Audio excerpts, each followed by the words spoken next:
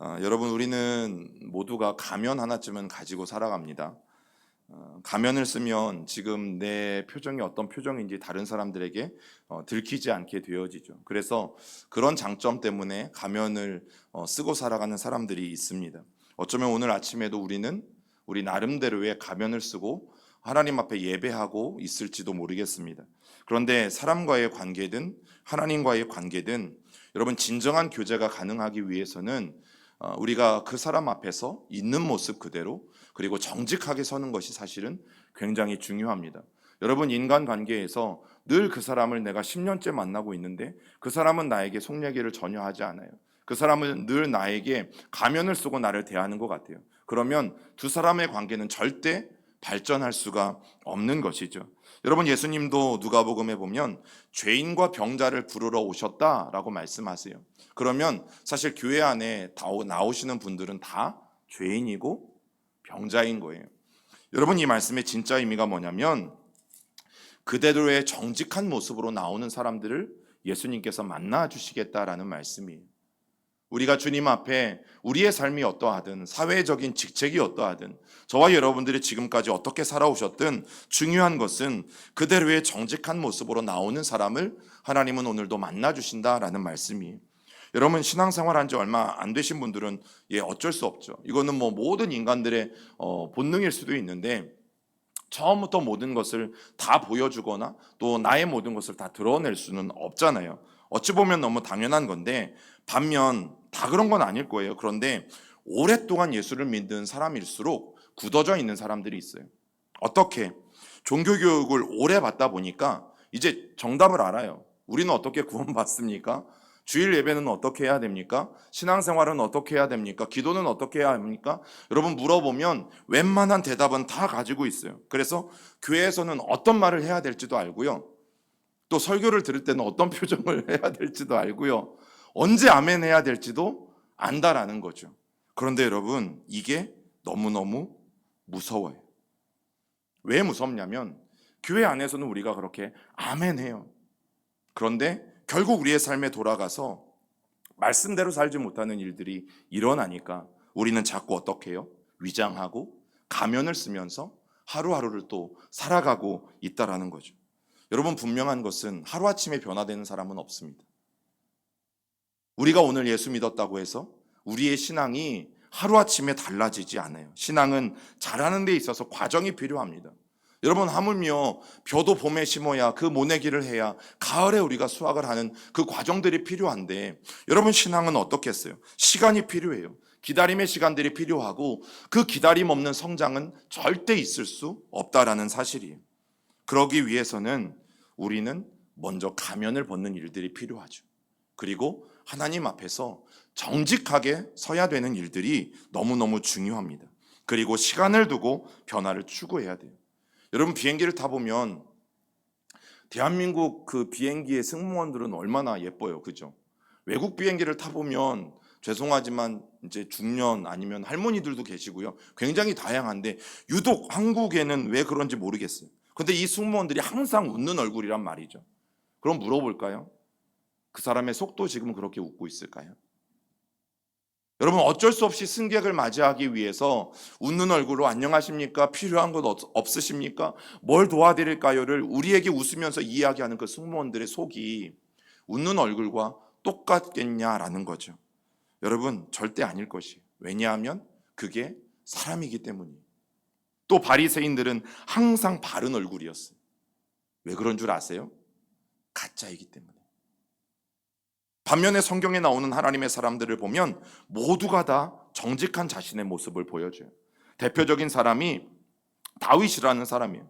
여러분, 다윗은 원수에게 무척 화가 나 있는 것 같아요. 그래서 시편을 보면 다윗이 정말 저주에 가까운 기도를 많이 합니다. 이런 내용이에요. 원수가 빨리 죽게 해주시고 그의 자녀들은 고아가 되게 해주시고 아내는 과부가 되기를 원합니다. 자녀들은 빌어먹는 거지가 되게 해주십시오, 하나님. 여러분, 이게 다윗의 기도예요. 여러분, 이게 성도의 기도라고 한다면 말이 될까요? 여러분, 이게 목사의 기도라고 한다면 만약 여러분들이 언젠가 제 기도를 듣는데 누구 집사를 얘기하는 것 같은데 그 집이 망했으면 좋겠다고 목사님이 기도하고 있고 자녀들은 다 고아가 됐으면 좋겠다고 기도하고 있으면 여러분 그 기도를 들은 여러분들은 마음이 좋겠어요? 아니잖아요. 그런데 오늘 이 말씀이 의미하는 것도 여러분 바로 그거예요. 다윗은 가면이 아니라 자기 있는 그대로 정직한 모습으로 하나님 앞에 나아가고 있다. 여러분 다윗은 사람들 앞에는 그렇게 하지 않았어요. 그러나 하나님 앞에 나아가서는 자기의 솔직함을 가지고 하나님 앞에 민낯으로 발가벗은 모습으로 하나님 앞에 서서 기도했어요. 여러분 그 결과는 무엇일까? 하나님이 그런 다윗의 마음을 치유해 주셨고 결국에는 자기를 죽이려고 쫓아왔던 사울 왕까지도 죽이지 않고 원수도 사랑하는 모습으로 오히려 다윗이 달라지게 되어진 거죠. 여러분 오히려 솔직한 기도 가운데 다윗이 변화받았다는 사실이죠. 여러분 분명 성장하는 데는 과정이 필요해요. 여러분 우리가 아파서 병원에 갔어요. 사진을 찍어보니까 뭐 간도 엉망이고 뼈도 부스러졌대요. 그래서 의사 선생님이 사진을 보고 우리를 향해서 뼈가 갈비뼈가 3군데나 부러졌어요. 아닙니다 의사 선생님, 저는 뭐 안 아픕니다. 예, 저는 아무런 통증도 느끼지 못합니다. 그냥 가겠습니다. 좀 돌팔이시네요. 여러분 분명히 그 사진을 보고 의사가 우리에게 말해줌에도 불구하고 여러분 우리가 아프지 않다고 괜찮다라고 그냥 일상의 삶을 살아간다면 여러분 우리의 삶에 더 큰 질병의 문제들이 찾아오는 건 너무나 당연한 건 아니겠어요? 어떤 교회 홈페이지에 이제 한 청년이 그런 질문을 했어요. 목사님, 담배 피우면 지옥 가나요? 이 담당 목사님이 장난스럽게 답글을 썼어요. 아닙니다. 천국에 조금 일찍 갈 수는 있습니다. 다른 사람들이 댓글을 달았어요. 그런 고민을 하는 자체만으로도 대단하다.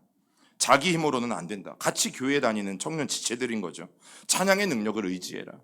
기도했더니 되더라. 수많은 조언들이 달리게 되었어요. 여러분 물론 구원은 우리가 예수 그리스도를 믿음에 달려 있지 여러분 그것이 어떻게 흡연 따위에 달려 있겠어요? 제가 말씀드리고자 하는 중요한 점은 여러분 우리 공동체가 그런 연약함을 토로했을 때 용납되어지는 분위기여야 한다는 거죠. 여러분 교회 공동체는 누군가가 사실은 내가 이러한 잘못을 저질렀어요. 사실은 내가 이러한 부족함이 있어요. 사실 나는 이렇게 연약한 사람이에요. 라고 공동체에서 이제 한 가족이 된다고 느낄 때 말하게 되어지거든요. 그런 이야기를 할 때에 여러분 우리는 그 연약함을 용납하고 받아들일 수 있는 교회가 되어야 한다는 사실이죠.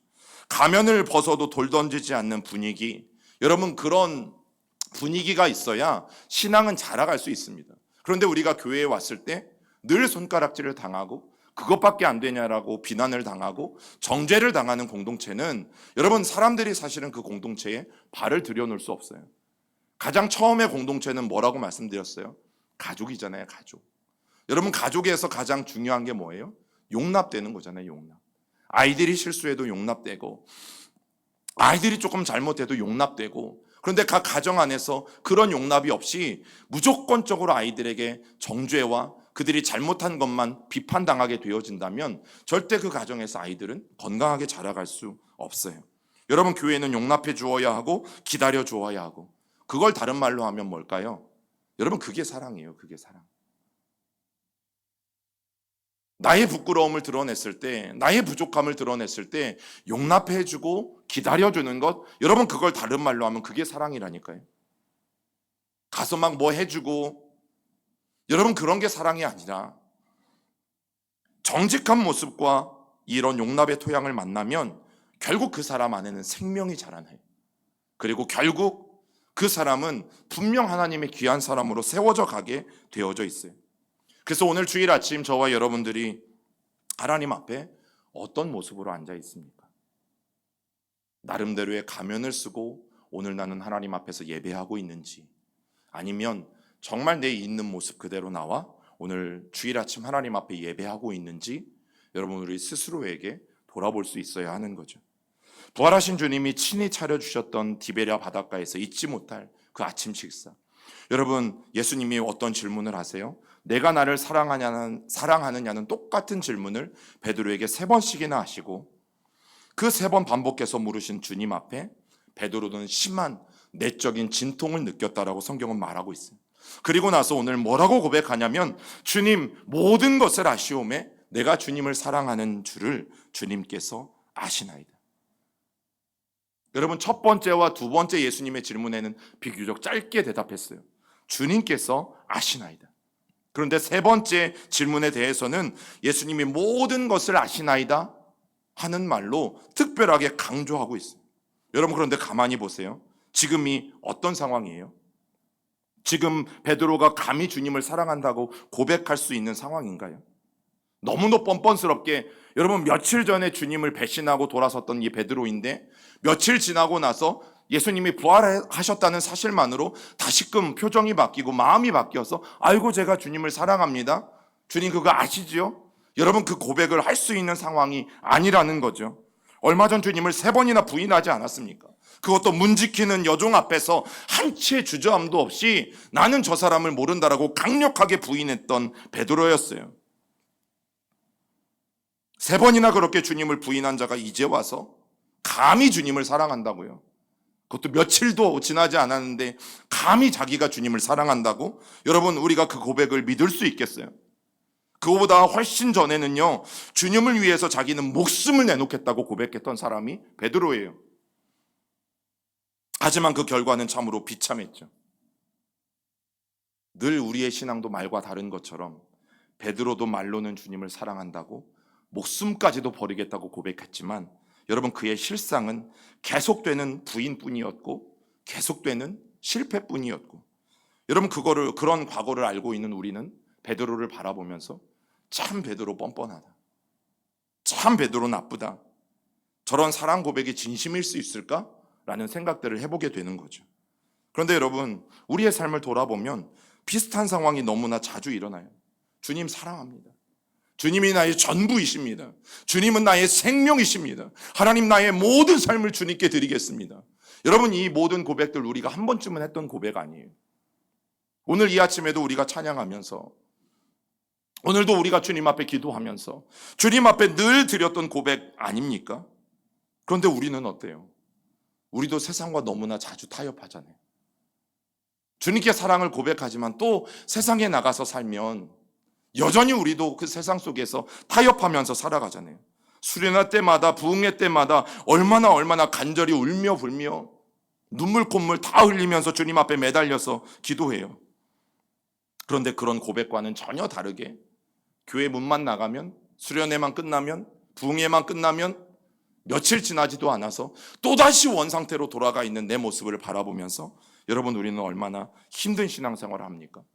세상과 타협하지 말라고, 절대 세상을 쫓아가지 말라고, 오직 하나님의 말씀만을 쫓아가라고 외쳐대지만 여러분, 정말 우리의 삶에 가만히 들여다보면 이미 세상이 제 안에도 너무나 많이 들어와 있고 이미 함께 살아가고 있다는 것을 고백할 수밖에 없는 거죠. 그러면서 우리는 한술 더 뜹니다. 한국교회가 썩었다, 저것도 목사냐, 뉴스에 나오는 교회나 목회자나 성도들을 바라보면서 저것도 성도냐, 야, 진짜 나라가 말세다, 교회가 말세다. 여러분, 얼마나 많은 손가락질을 합니까? 그러나 내 삶을 돌아보면 별로 그들과 다르지 않다라는 것을 깨닫게 되어질 때에 여러분, 우리의 마음은 어떻냐라는 거죠. 때때로 사실 사람들이 용과 싸우다가 자기 자신도 용이 되어버리는 경우가 너무너무 많아요. 여러분, 그런 우리가 어떻게 감히 주님을 사랑한다고 말할 수 있겠어요?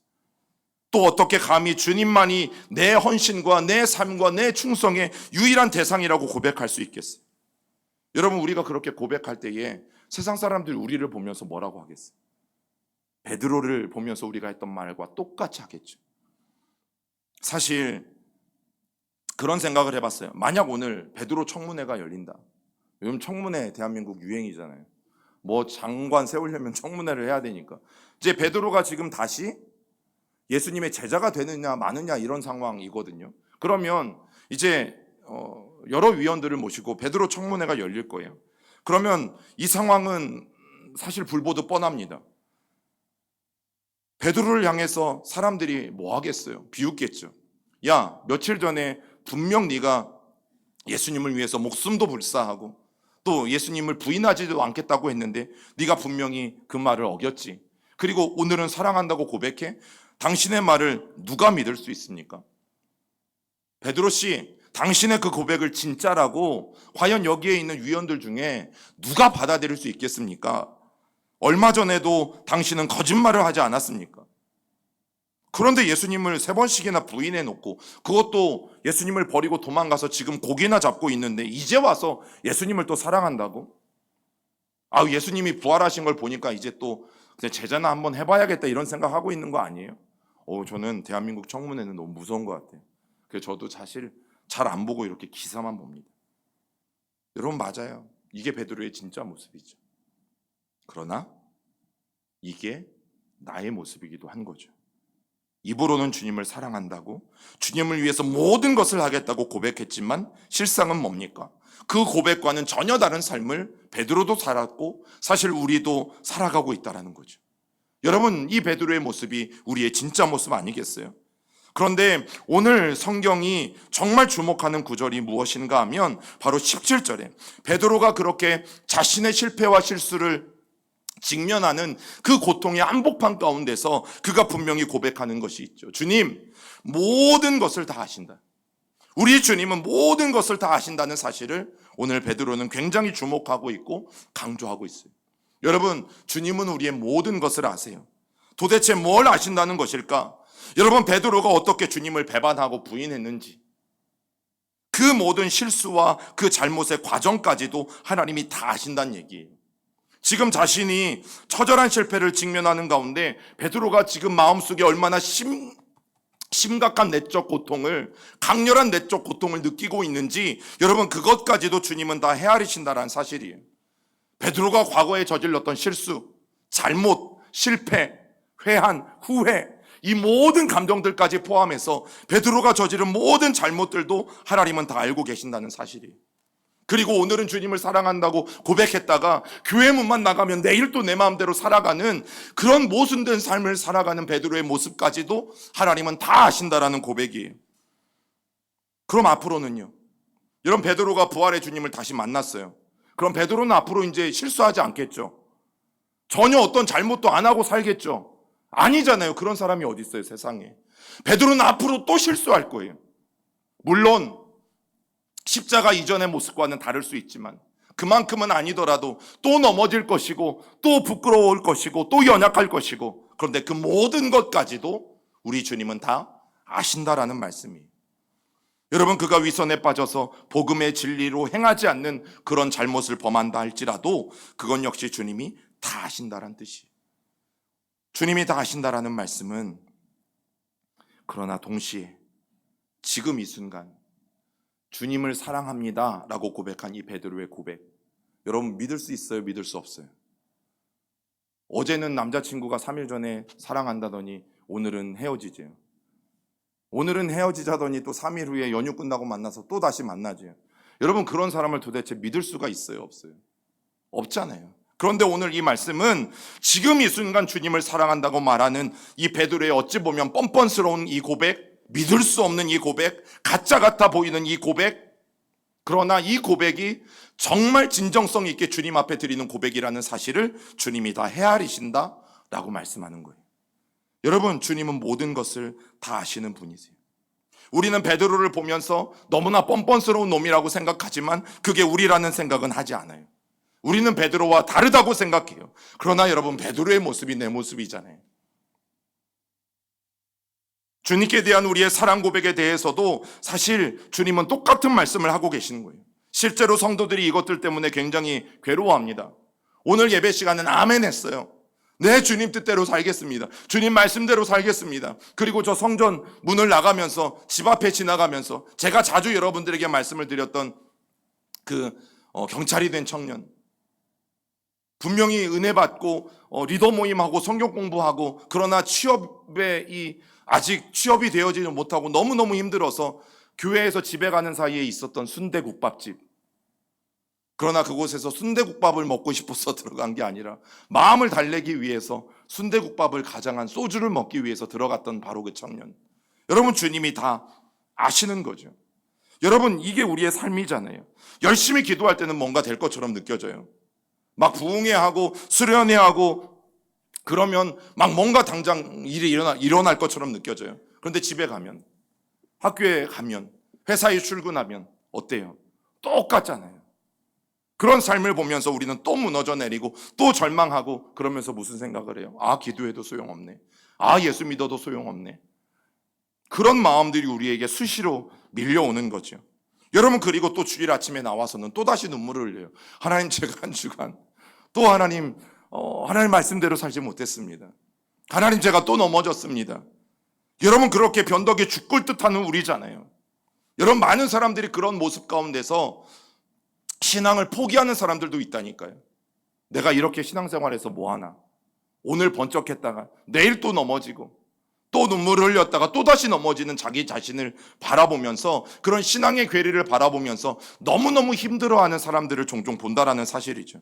그런데 여러분, 오늘 성경이 말하는 게 뭐냐면, 심지어 그럴 때라도 우리가 지금 이 순간 주님 앞에 드려지는 그 고백이 여러분 진정한 사랑의 고백이라면 하나님 그 고백을 받으신다라는 사실이에요. 내가 어제 주님 앞에 실수했어도, 내가 어제 넘어졌어도, 내가 어제 잘못했어도, 그러나 내가 오늘 또 주님 앞에 중심을 다해서 드리는 그 고백, 하나님이 우리에게 중심을 다해서 드리는 그 고백을 주님은 받으시고, 그 모든 것까지도 주님은 어떻게 하신다? 아신다 라고 말하고 있는 거예요. 그렇기 때문에 여러분, 앞으로는 여러분 안 넘어져요? 자신 있어요? 나는 주님 오시는 그날까지 내 신앙 흔들리지 않고, 내 신앙 한 번도 넘어지지 않고 꺾이지 않고 무조건 승승장구할 거랄 자신 있어요? 없잖아요. 여러분, 그때 우리가 꼭 기억해야 될 게 무엇입니까? 주님께서 모든 것을 아신다. 내가 또 넘어질지언정, 또 실수할지언정, 그래서 내가 얼굴을 못 들고 다닐 만큼 창피한, 그리고 부끄러운 그런 삶을 산다 할지라도, 여러분, 오늘 우리가 주님이 마음을 주실 때 주님을 다해서 사랑을 고백하는 것은 너무너무 중요한 거예요. 제가 사역할 때 좀 속을 많이 썩인 청년이 있었어요. 근데 그 친구가 이제 가끔은 보고 싶은 이유는 26살에 이제 하나님이 너무 빨리 불러갔어요. 이 친구가 이제 교회에서 고등학교 때도 좀 유명했어요. 안 좋은 쪽으로. 뭐 예배에 빠지는 건 굉장히 다반사고, 반항기도 있고, 그리고 이제 격투기도 해가지고 성깔도 있고, 그리고 이제 청소년기에 벌써 또 다른 주님을 만나가지고 늘 그 알코올과 친해서 늘 교회로 오는 거예요. 술만 먹으면 얘는 교회를 와. 와, 할렐루야지. 뭐 대충 이제 그런 상황이니까 아시겠죠? 교회에 와서 막 울어요. 울고 막 자기 이제 힘든 얘기하고, 막 교회만 오기만 하면 또 목사님 불러서 교회 술 먹고 왔으면 좀 조용히 어디 있다가 이렇게 조용히 어디 잘 자고 가든지 하고 있다가 가야지, 굳이 또 목사님들을 불러내가지고 자기 하소연하고 속 얘기하고 울고, 그리고 교회에서 자고 가요. 여러분, 혼날 일이에요? 감사할 일이에요? 감사할 일이죠. 여러분, 밖에 술 먹고 오토바이 타고 가다 사고 안 나서 얼마나 다행이에요. 술 먹고 어디 가서 사고 치고 안 다녀서 얼마나 다행이에요. 여러분, 가끔 이제 그런 분들이, 저도 이제 청소년 사역도 하고 청년 사역도 하다 보니까 시대가 변하면서 뭐 반바지도 입고 오고, 쓰레빠도 끌고 오고, 막 모자도 눌러 쓰고 오고, 머리도 안 감고 오고, 교회에 와야 돼요, 말아야 돼요? 이런 애들은 와야지.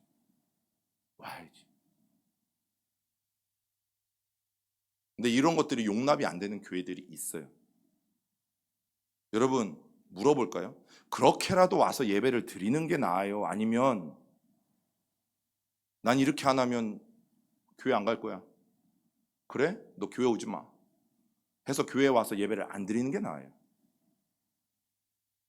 네, 그렇게라도 와서 예배를 드리는 게 낫죠.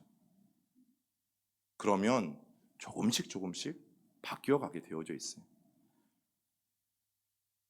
술 먹고 다른 데 가서 사람 패고 사고 안 치니까 얼마나 감사해요. 그런 가운데 이제 교제를 하면서 얘가 조금씩 변해가는 거죠.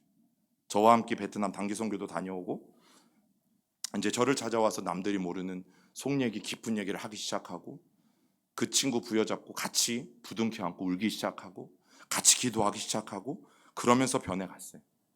여러분, 그 변화가 왜 일어나는 줄 아세요? 가면 쓰지 않으니까, 속이지 않으니까, 정직하게 와서 여러분 그의 마음을 털어놓고 이야기하고 같이 기도하니까 여러분 그의 인생에 변화라는 게 찾아오는 거죠. 여러분 주님은 모든 것을 아세요. 여러분 주님이 모른 척을 하실 뿐이지 여러분 우리의 모든 것을 아시죠. 여러분 엄마 아빠가 지갑에 돈이 없어진 걸 알아요. 왜 몰라요? 지갑에 분명히 10만 원이 있었는데 9만 원만 있는 거 알죠. 왜 몰라요? 그러나 엄마 아빠가 때로는 모른 척 해주셨잖아요. 부모님들 그렇게 살아오셨잖아요. 여러분 주님이 왜 몰라요? 다 아시지. 다만 모른 척 해주시고 눈 감아주시고 기다려주시고 우리를 이해해주시고 우리의 형편을 헤아려 주시니까 주님이 우리를 그냥 부족해도 연약해도 죄인이어도 주님이 우리를 그래 변화되겠지, 그래 언젠간 바뀌겠지, 그 마음 가지고 우리를 지켜봐 주시고 기다려 주시니까 오늘도 우리가 이 모습 이대로 하나님 앞에 예배할 수 있는 것 아니겠어요? 여러분 하나님은 내 충성과 헌신만 기억하시는 것이 아니라 사실 저와 여러분들의 실수, 과거의 실패, 여러분들이 아무에게도 이야기하지 않고 아무에게도 털어놓지 못한 정말 창피한 상황들을 우리 주님은 다 아시는 거죠. 여러분 그런 주님 앞에서 뭘 감춥니까? 처절한 실패든 진실한 사랑이든 여러분 주님 앞에는 숨길 수가 없어요. 그리고 숨기지 말아야 하는 거죠. 여러분 주님께 아무것도 숨길 수가 없어요. 왜냐? 주님은 오늘 베드로가 고백한 것처럼 나의 모든 것을 다 아시기 때문이죠. 우리가 살아온 날들 그 가운데 담겨져 있는 죄, 실수, 슬픔, 고통, 후회, 우리의 회한들 그 모든 것을 주님은 이미 다 아시죠. 여러분 다른 사람들은 몰라도 주님은 다 아세요. 심지어 내가 모르는 것, 내가 기억하지도 못하는 것, 그래서 내가 왜곡되게 기억하는 것까지도 아시는 거예요. 제가 DTS 훈련을 받을 때 한 자매가 있었어요. 이 자매는 굉장히 부모님이 잘해주시는데 부모님에 대한 이상한 반감이 있었어요. 그래서 기도할 때마다 자꾸 부모님에 대해서 회복이 되는 게 아니라 부모님에 대한 굉장히 안 좋은 마음들로 젊은 청년의 시절까지 살아왔어요. 근데 이제 하나님 앞에 그가 기도하고 계속해서 나가는 중에 하나님이 힌트 하나를 주셨는데 자꾸만 배부른 어머니가 약을 먹는 그런 장면들을 떠올리게 하신 거예요. 나중에 이제 가족들과 만나는 시간들이 있거든요. 한 3개월 정도 이제 훈련이 끝나가면 그때 이제 이 자매가 물어본 거예요. 엄마, 사실 내가 엄마 뱃속에 있을 때 어떤 일이 있었냐고. 그랬더니 엄마가 이제 그 아이를 지우기 위해서 계속 약을 먹었던 거죠. 그리고 엄마가 자기 딸에게 그제서야 20년도 훨씬 지난 후에야 내가 미안했다라고 고백했고 그 고백 한마디에 모든 부녀와의 잘못된 관계들이 하나님의 은혜 가운데 풀려가는 기적들을 제가 그 현장에서 보았어요. 여러분 하나님은 다 아세요. 우리가 지금 처해 있는 상황들을 다 헤아리시고요. 앞으로 우리가 어떻게 할지도 사실 하나님은 다 아세요. 그렇기 때문에 하나님 앞에 나올 때는 뭘 벗어야 돼요? 가면을 벗어야 돼요. 주님 앞에 나올 때는 가면이 필요가 없어요. 여전히 가면을 쓰고 예배하는 사람들은 가장 불행한 사람이에요. 주님은 우리가 있는 모습 그대로 주님 앞에 나와서 주님 앞에 그 진실한 사랑의 고백을 드리길 바라시는 거죠. 어제 실수했어도 괜찮아요. 크나큰 실수를 했어도 괜찮아요. 오늘 우리가 주님 앞에 드리는 그 사랑의 고백이 진심이라면 주님은 그 고백을 또 한 번 속는 셈 치고 진심으로 받아 주시는 거죠.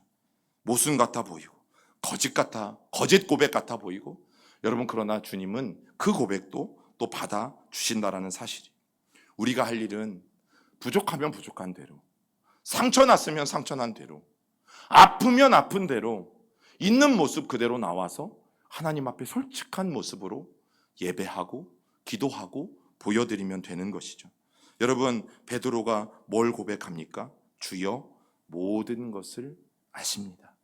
주님 더 이상 주님께 숨길 것도 없고 숨길 수도 없고 그러나 저는 오늘 또 주님 앞에 사랑한다고 고백합니다. 왜냐하면 지금 이 순간만큼 진심이라는 것을 주님은 또 아실 것이기 때문에 여러분, 우리가 그런 한 주간이 될 수 있으면 좋겠어요. 가족들을 만나고 또 우리가 하루하루의 삶을 살아갈 때에 우리의 가면들이 자꾸만 벗겨져서 하나님 앞에서는 그 누구보다도 정직하고 솔직하고 있는 모습 그대로 설 수 있는 저와 여러분들이 될 수 있기를 간절히 주님의 이름으로 축원합니다.